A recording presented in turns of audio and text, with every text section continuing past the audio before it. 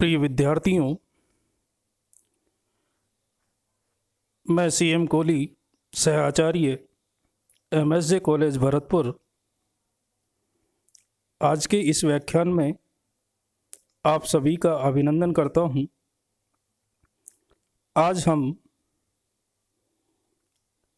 आपके MA final में पंचम प्रश्न पत्र के पाठ्यक्रम में चलने वाली शिवराज विजय नामक पुस्तक के बारे में अध्ययन करेंगे।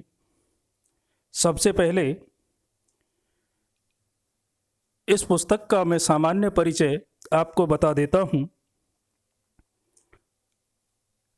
किसी भी काव्य की रचना किसी काव्यकार के द्वारा की जाती है तो सबसे पहले उस कवि के बारे में जान लेना आवश्यक है। तो मैं सबसे पहले आपको कवि का परिचय बताता हूँ कि इस शिवराज विजय के रचयिता पंडित अंबिका दत्त व्यास हैं, जिनका जन्म 1858 में हुआ। इनका निवास स्थान प्राचीन जयपुर राज्य के मानपुरा गांव में था और ये इतने होनहार और ज्ञाता थे कि 12 वर्ष की अवस्था में इनको सुकवि की उपाधि से नवाजा गया। और इनकी विद्वत्ता के बारे में एक बात और कही जाती है कि ये एक घड़ी में 100 श्लोक निर्माण की क्षमता रखने के कारण घटिका शतक की उपाधि से भी इनको विभूषित किया गया। बिहारी ग्रंथ में इन्होंने अपने जीवन वृत्तांत के बारे में लिखा है और संस्कृत एवं हिंदी साहित्य में लगभग इन्होंने 78 ग्रंथों की रचना की है। आधुनिक गद्य काव्य के उन्नयन करने वालों में ये अग्रणी माने जाते हैं। इसके साथ साथ इनकी रचनाओं में, इनके उपन्यासों में शिवराज विजय एक सर्वोत्तम उपन्यास है। संस्कृत के प्रचार प्रसार का भगीरथी प्रयास इनके द्वारा किया गया, जो प्रशंसा के योग्य है। सामाजिक क्षेत्र की उन्नति में इनका महत्वपूर्ण योगदान रहा है। संस्कृत भाषा के प्रचार के लिए, संस्कृत भाषा के प्रचारार्थ इन्होंने संस्कृत संजीवनी समाज की स्थापना की और आपने मुजफ्फरपुर, भागलपुर व पटना आदि स्थानों पर संस्कृत के अध्यापक के रूप में कार्य किया और अंतिम काल में राजकीय संस्कृत महाविद्यालय पटना में प्राध्यापक पद पर कार्यरत रहे और अंत में 19वीं शताब्दी में संसार से भौतिक शरीर का त्याग कर ये परलोक गमन कर गए और इस संसार में यशः शरीर से अमर हो गए। इनके द्वारा लिखी गई ये शिवराज विजय एक श्रेष्ठ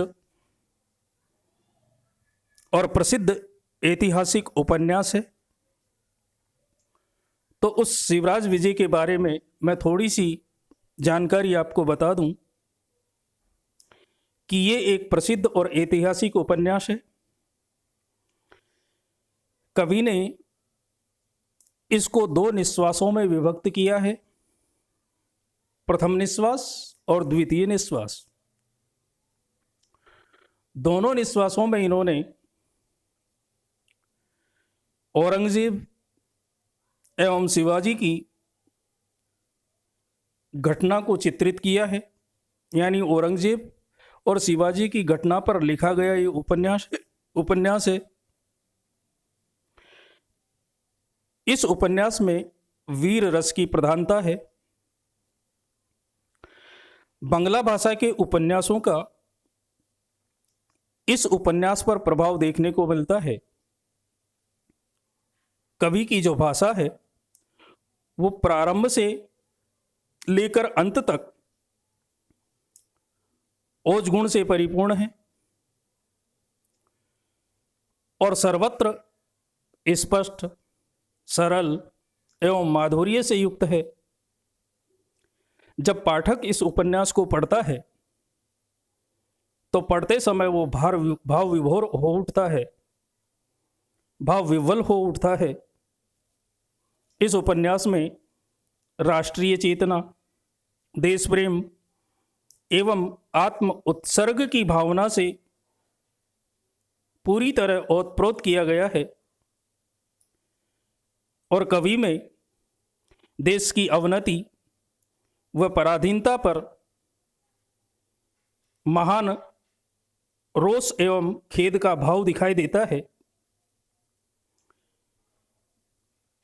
यवनों से हमेशा लोहा लेने वाले वीर शिवाजी इस उपन्यास के मुख्य नायक हैं और सनातन धर्म की रक्षा के लिए अपना सर्वस्व न्यौछावर कर देने वाले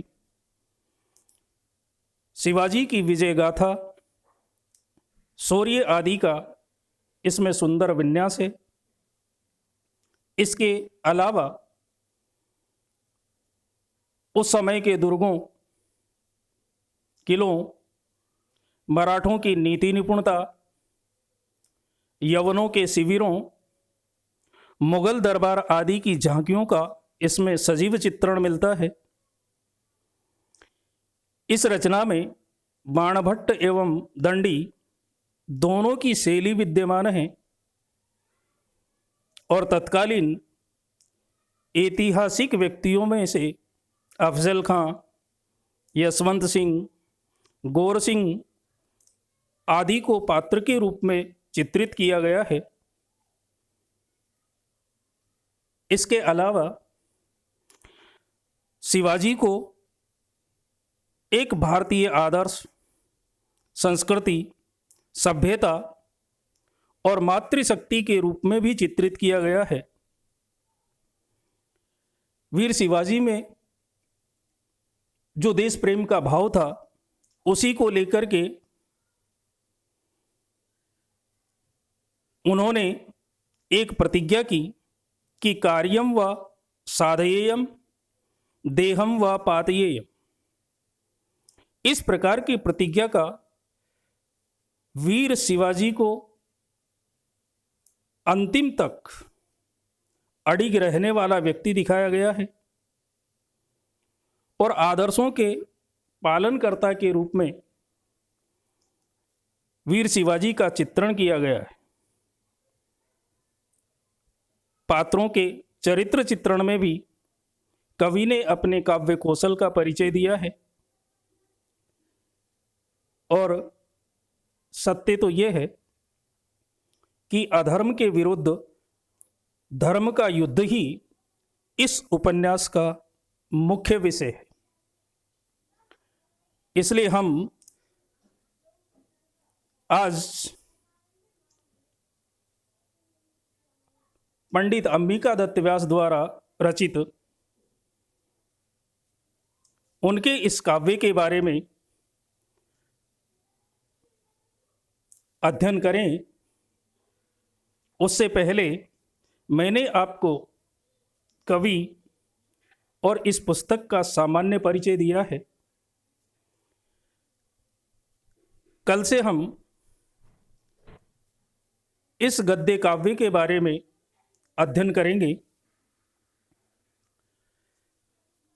ऐसा माना जाता है कि काव्य परंपरा में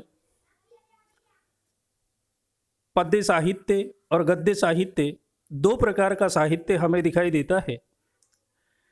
गद्य साहित्य को भी दो भागों में विभक्त किया गया है, कथा और आख्यायिका। ये कथा साहित्य के अंतर्गत आता है, जिसमें प्रसिद्ध ऐतिहासिक घटना को लेकर के और पात्रों का चित्रण किया गया है। इसके गद्यांशों में हम आगे कवि के द्वारा जो चित्रण वीर शिवाजी का, औरंगजेब का, अन्य पात्रों का, उसके शिविर आदि का,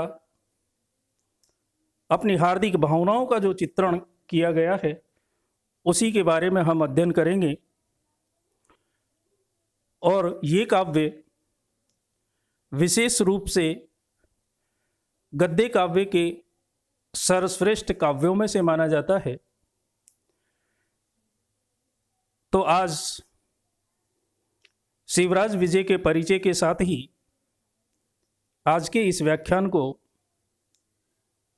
मैं समाप्त करता हूं, और कल से हम इसके प्रत्येक गद्य को पढ़ेंगे। मैं एक एक लाइन का अर्थ आपको बताऊंगा और आप उसको अंगीकार करते हुए आगे बढ़ें, ताकि आसानी से वो चीज़ समझ में आ जाए। मेरा पूरा प्रयास रहेगा कि मैं आपको हर लाइन का अलग अलग अर्थ बताऊं और उसको आप आसानी से अंगीकृत कर सकें। तो आज के लिए इतना ही। कल हम इसी समय फिर मिलेंगे। तब तक के लिए आप सभी को धन्यवाद।